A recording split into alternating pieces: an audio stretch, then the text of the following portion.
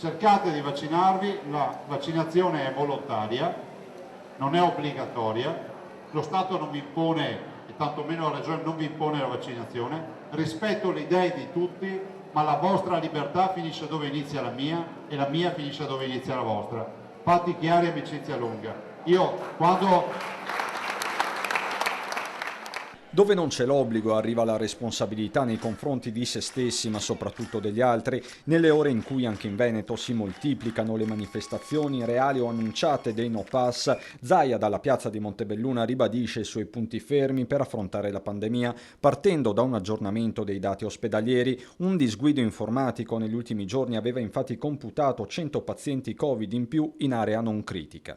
Ci siamo accorti di un bug informatico e quindi da questa mattina il bollettino è allineato, sono 161 ricoverati Covid, 19 sono in terapia intensiva. Sto ricoverando solo persone non vaccinate.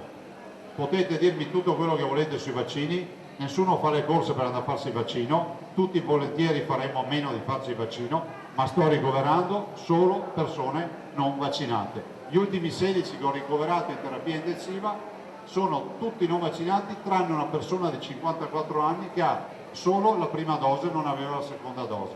Vaccinazioni quindi che oggi come oggi fanno la differenza, con l'obiettivo dell'immunità di comunità che resta confermato a fine estate. Ad ottobre avremo l'82% dei veneti che saranno vaccinati o avranno avuto almeno una vaccinazione. Ne verremo fuori, io non ho una visione negativa di questa partita. Complice l'obbligatorietà del Green Pass, anche nelle ultime ore boom di prenotazioni, con la regione che ha chiesto al commissario Figliuolo di accelerare sulle consegne. Ci sono ancora posti disponibili, ma quello delle ultime ore potrebbe essere il nuovo trend. Abbiamo anche già detto al commissario Figliuolo che con il Green Pass ci sarebbe stato un aumento della richiesta di vaccinazione, di conseguenza insomma anche le forniture dovrebbero aumentare. Vedremo se nei prossimi giorni ci sarà un'interlocuzione con il governo in queste direzioni.